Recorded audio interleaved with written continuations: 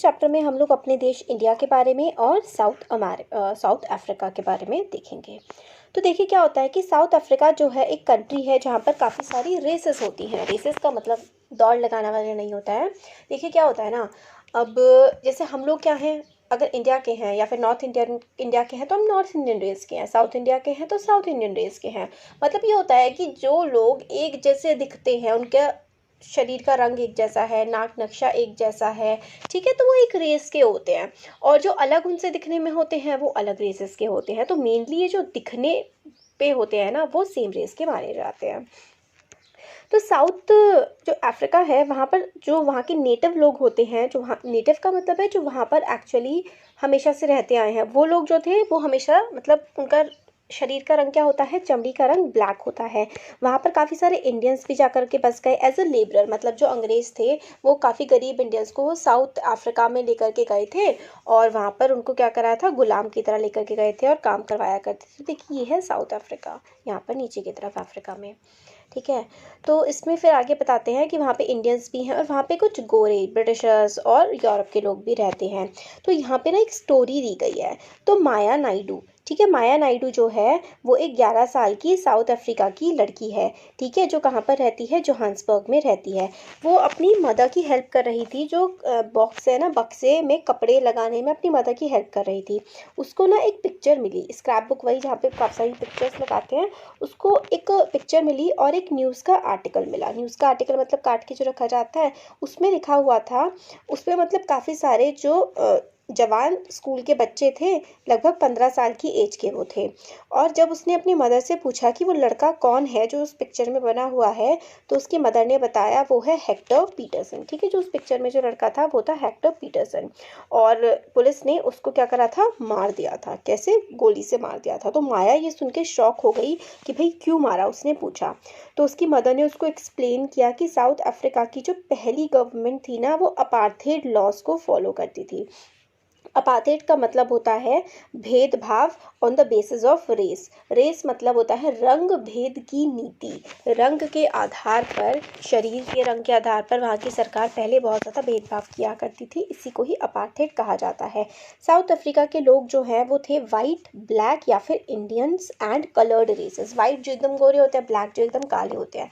Indian जो है वो ना ही वाइट बिल्कुल गोरे होते हैं, ना ही बिल्कुल काले होते हैं। हम लोग मतलब बीच के रंग होते हैं। किसी का रंग फेयर होता है बट एकदम वाइट नहीं होता। कलर्ड रेस का ये अंग्रेज़ों के दिए हुए टर्म्स है, ठीक है। वो चाइनीज़ को येलो पीपल बोलते हैं कि वो थोड़े मतलब गोरे हैं बट इतने गोरे नहीं है, येलो कलर के, खुद को बिल्कुल कहते हैं कि हम नॉर्मल है। तो उन लोगों के दिए हुए टर्म्स हैं गोरे लोगों के।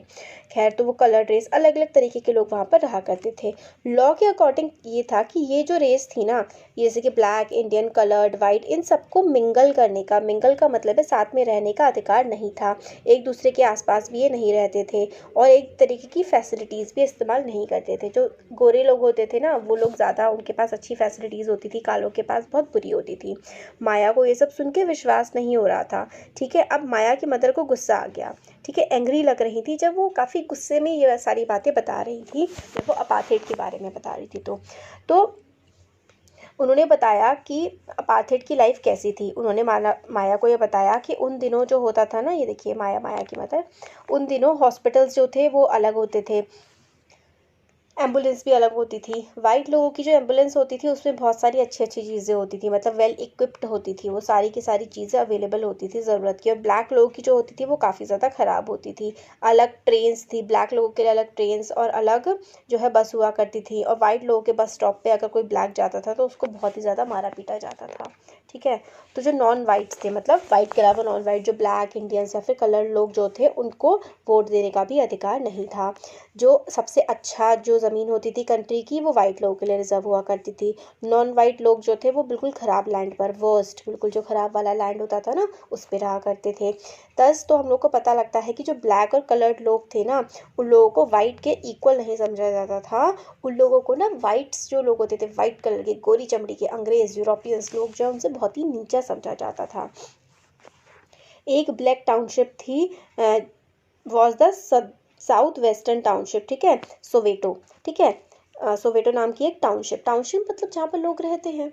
तो हेक्टर पीटरसन वहीं पर रहता था और उसके ही क्लासमेट्स जो थे उन्होंने प्रोटेस्ट किया था किस बात के लिए? क्योंकि उनको अफ्रीकान लैंग्वेज थी, जो अंग्रेज़ या फिर वहाँ पर अलग अलग देशों के लोग रहा करते थे, वो लोग ना अपनी भाषा थोपना चाहते थे, मगर जो अफ्रीका के लोग थे वो चाहते थे कि हम लोग अफ्रीकान में ही अपना जो है पढ़ाई लिखाई करें। तो ये जो लैंग्वेज थी, दिस लैंग्वेज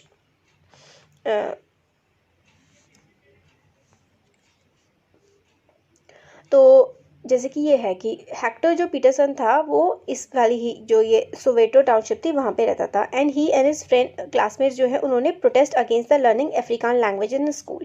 तो देखिए बहुत सारी लैंग्वेज जो होती थी ना, मैंने थोड़ा सा गड़बड़ बोल दिया था कि अफ्रीका की लैंग्वेज अफ्रीकांस होती थी, नहीं, जो ये लोग बाहर के आए हुए लोग जो लैंग्वेज बोला करते थे ना, ठीक है, उसके बारे में, मतलब जो नेटिव लोग थे ना वो चाहते थे कि हमें हमारी भाषा में पढ़ाओ, मगर ये जो गोरे लोग थे कहते थे तुम हमारी भाषा में पढ़ो, बात ये थी। तो इस लैंग्वेज को जो है वाइट बोला करते थे। तो हेक्टर और स्कूल के जो बाकी स्टूडेंट्स थे उनको ज़बरदस्ती बोला जाता था कि जो ये गोरे लोग हैं ना इनकी ही भाषा पढ़ी जाए, ठीक है, being force to learn this language but they wanted to learn their own language Zulu. तो जो अफ्रीका के लोग थे उनकी लैंग्वेज का क्या नाम था? उनकी लैंग्वेज का नाम था जुलू। तो जुलू लैंग्वेज अफ्रीका के लोग पढ़ना चाहते थे, पर उनको ज़बरदस्ती दूसरी भाषाएं पढ़ाई जाती थी, मेनली अफ्रीकान पढ़ाई जाती थी। साउथ अफ्रीका की पुलिस जो है इन लोगों को पीटती थी, ठीक है। इन लोगों ने प्रोटेस्ट कर दिया बच्चों ने कि हम लोगों को अफ्रीकान लैंग्वेज नहीं सीखनी है, हम लोगों को तो अपनी भाषा जुलू में पढ़ना है। इन्होंने वही आंदोलन कर दिया इसके लिए, तो पुलिस ने काफ़ी ज़्यादा इनको पीटा और क्राउड पे गोली चला दी। इसकी वजह से एक बुलेट जो है हेक्टर पे लग गई जा कर के और वो मर गया। और ये सब हुआ था 16 जून 1976 को। अफ्रीकन नेशनल कांग्रेस जो थी वो स्थापित की गई थी ऐसे लोगों के द्वारा जो स्ट्रगल कर रहे थे, जो आंदोलन कर रहे थे, लड़ाई कर रहे थे अपार्थेड के खिलाफ, मतलब रंग भेद की नीति के खिलाफ। नेल्सन मंडेला ने अपार्थेड की लड़ाई कई सालों तक लड़ी, ठीक है, और फाइनली 1994 में अफ्रीका जो है वो एक डेमोक्रेटिक कंट्री बन गया, मतलब लोकतंत्र अफ्रीका बन गया, जिसमें सारे के सारे जो रेसेस के लोग हैं वो इक्वल समान रूप से रह सकते थे। और इनके जो पहले प्रेसिडेंट बने थे ना, ये नेल्सन मंडेला ही बने थे। अब आता है पार्टिसिपेशन। पार्टिसिपेशन का क्या मतलब होता है? तो हम लोगों को रेगुलर मतलब 5 साल या जो भी 4 साल टाइम पीरियड फिक्स किया गया है, उसमें 4 साल जैसे यूएस में होता है, हमारे देश में 5 साल बाद इलेक्शंस होते हैं। तो ऐसा करना क्यों ज़रूरी है?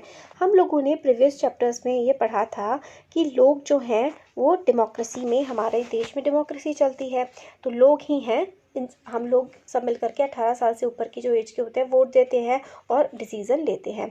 हम लोग ये जो वोट देते हैं इससे अपने लीडर्स को इलेक्ट करते हैं, वो लीडर्स हम लोगों को लोकसभा राज्यसभा में जा कर के रिप्रेजेंट करते हैं और वो हमारे बिहाफ में, मतलब हमारी तरफ से ही क्या करते हैं, डिसीजंस लेते हैं। इसमें हम लोग ये एज्यूम करते हैं और वो लोग भी एज्यूम करते हैं अपने दिमाग में कि वो जो कानून बना रहे हैं उसमें हर एक इंसान की आवाज़ हो, मतलब हर एक इंसान के लिए वो कानून फ़ायदेमंद साबित हो, अच्छा साबित हो, ऐसे कानून बनाते हैं।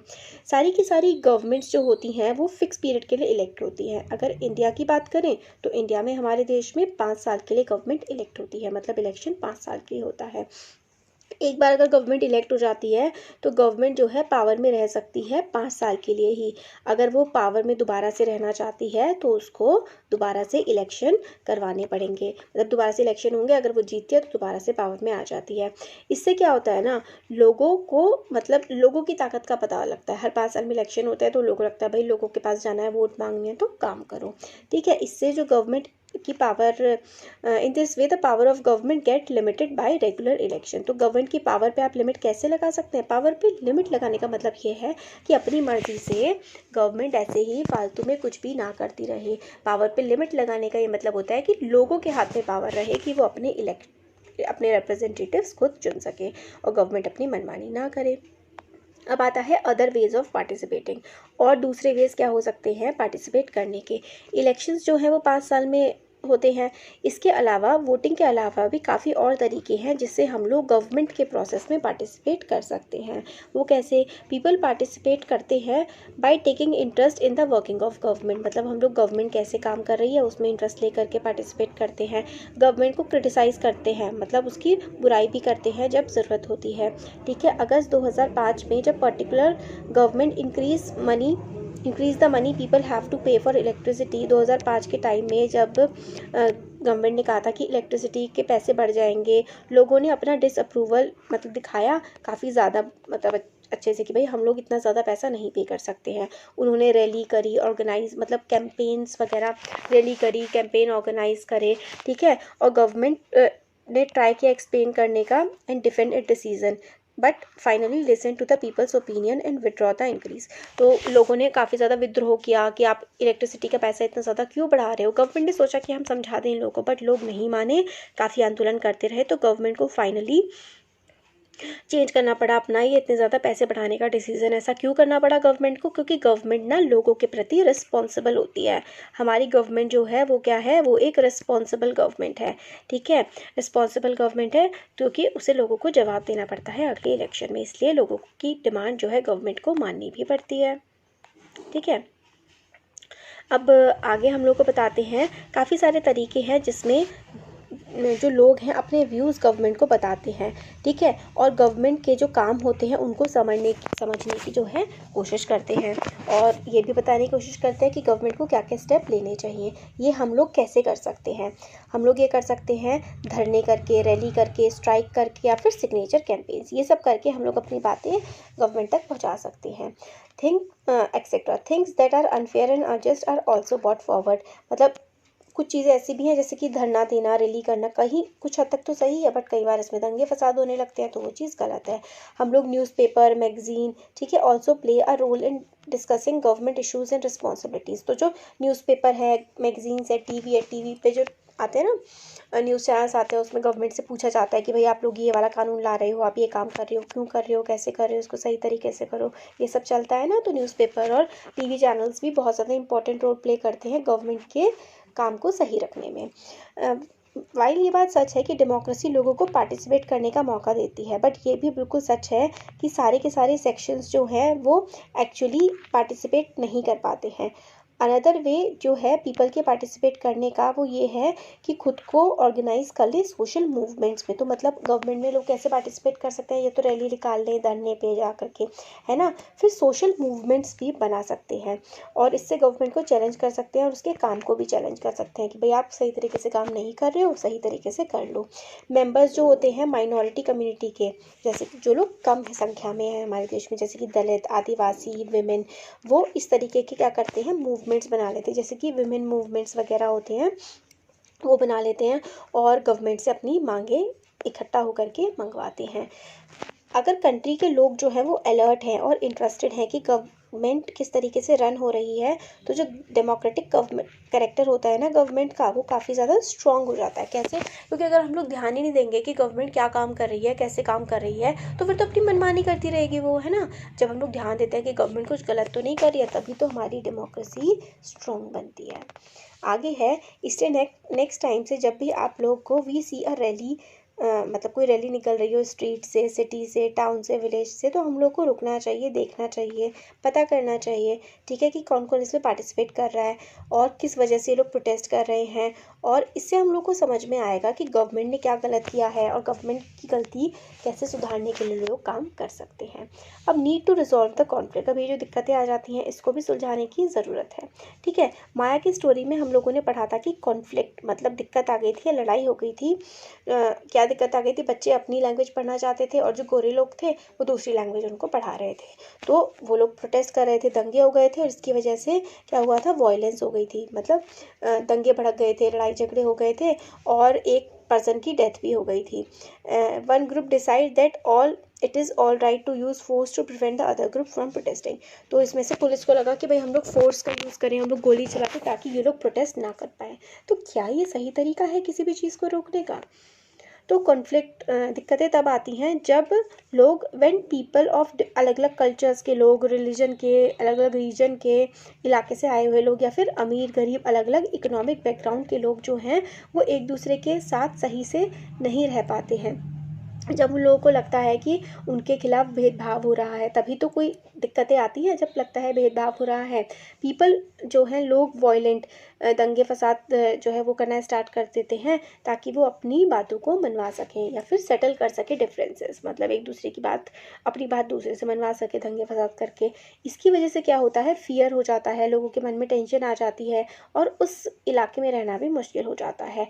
गवर्नमेंट का बहुत ही इंपॉर्टेंट काम होता है कि वो कॉन्फ्लिक्ट्स, कोई जो दिक्कतें आ रही हैं उसको रिजॉल्व करे। तो इसमें आता है कि कुछ जो कॉन्फ्लिक्ट्स दिक्कतें होती हैं हमारी सोसाइटी में, उनके बारे में हम आगे पढ़ेंगे और गवर्नमेंट का क्या रोल होता है उनको सुधारने में या फिर उनको ठीक करने में। अब देखिए आगे यहाँ पे बताते हैं कि हमारा जो संविधान है ना उसकी कुछ बेसिक रूल्स और लॉज हैं जो कि हर किसी को फॉलो करने होते हैं। और ये जो लॉज हैं ये गवर्नमेंट के लिए भी हैं और लोगों के लिए भी हैं। अगर कोई दिक्कत आती है या फिर कोई डिफरेंसेस आते हैं तो कानून के आधार पर ही उन दिक्कतों को, डिफरेंसेस को या प्रॉब्लम्स को सुलझाया जा सकता है। अब देखिए जो रिलीजियस प्रोसेशंस होते हैं, रिलीजियस प्रोसेशंस का मतलब है जो ये हम लोग जैसे कि यात्राएं नहीं निकालते हैं, जैसे कि मुस्लिम भी निकालते हैं अपनी रैलियां वगैरह, है ना, और हिंदू भी निकालते हैं, तो उनके उस टाइम पे दंगे ना भड़क जाए, ठीक है, इस तरीके की बातों को ध्यान में रखना पड़ता है। एग्जाम्पल के लिए कि एक ही रूट जो है पोजेशन में लीड टू कॉन्फ्लिक्ट, मतलब जिस रास्ते से वो लोग जा रहे हैं, कोई से भी धर्म के हैं, वो दूसरे धर्म के इलाके में से निकले तो हो सकता है कुछ दिक्कतें हो जाएं। तो गवर्नमेंट जो है और पर्टिकुलरली पुलिस जो है, पुलिस काफ़ी ज़्यादा इंपॉर्टेंट रोल प्ले करती है जो in getting representative of concern community to meet and try and arrive at a solution. तो मतलब जो अलग अलग कम्युनिटी के लोग हैं जो दंगे कर रहे हैं, उनके लोग आकर के मिले और बैठें और शांति से चीज़ों को सुलझा लें। कई बार क्या होता है कि बहुत ज़्यादा फियर या वॉयलेंस, फियर मतलब डर, और दंगे भड़क जाते हैं और एक दूसरे पे पत्थर फेंकने लगते हैं और पोजीशन को, जो रैली वगैरह निकल रही होती है, कोई दूसरा धर्म उसको मतलब दिक्कत करने की कोशिश करता है, रोकने की कोशिश करता है। तो पुलिस रिस्पॉन्सिबल होती है कि इस तरीके का कोई भी दंगे फसाद हमारे देश में ना हो।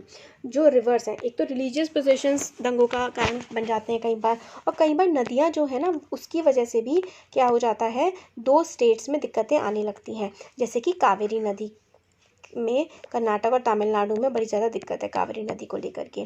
और रिवर जो है वो एक या एक से ज़्यादा स्टेट से फ्लो करती है या फिर तीसरी स्टेट में भी जाती है, और इसका पानी जो है सारी स्टेट्स के द्वारा आपस में बांटा जाता है। बट इशू तब आता है जब पानी में कमी आ जाती है पानी, ठीक है। तो एग्जाम्पल के लिए आप लोगों ने सुना होगा कि कावेरी नदी का जो काफ़ी ज़्यादा झगड़ा चलता रहता है कर्नाटक और तमिलनाडु के बीच में। पानी जो है वो कृष्ण सागर डैम में स्टोर किया जाता है, ठीक है।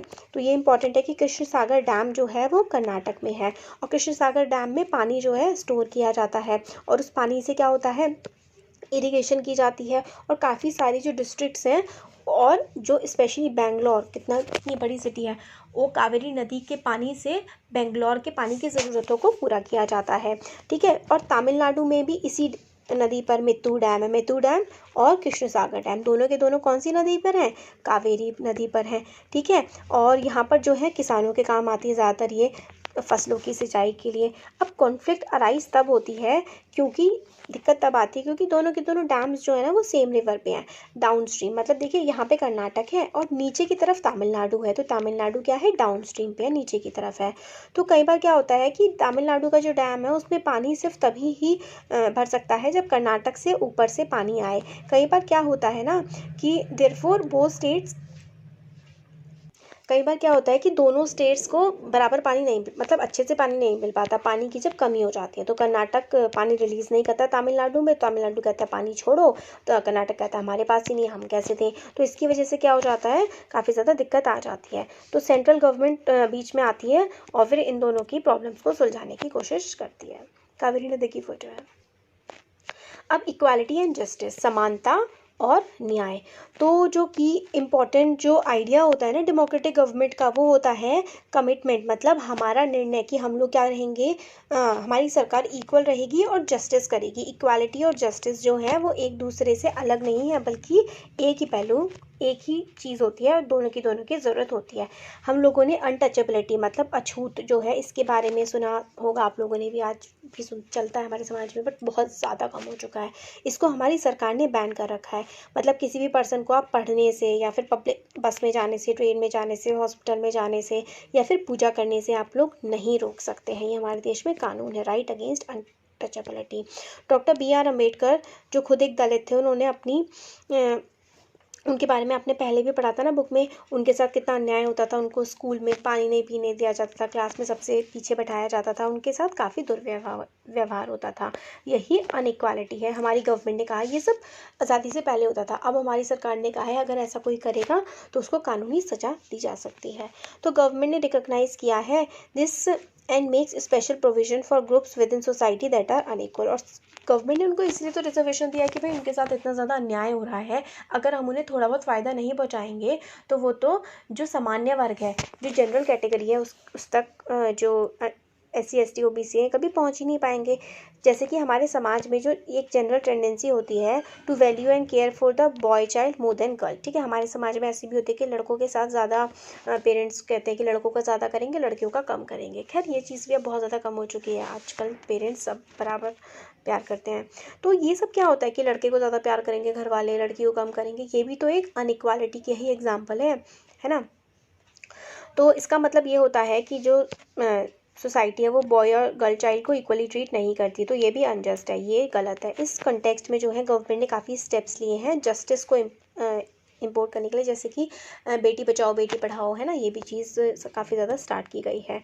तो स्पेशल प्रोविजंस अनेबल किए हैं गवर्नमेंट के लिए टू ओवरकम इनजस्टिस, गवर्नमेंट ने कि भाई लड़कियों के साथ बुरा ना हो, और लड़कियों की फ़ीस गवर्नमेंट ने कम कर दी है, स्कूल और कॉलेजेस में उनको फ़ीस कम देनी पड़ती है ताकि पेरेंट्स उनको पढ़ाएं, ठीक है। तो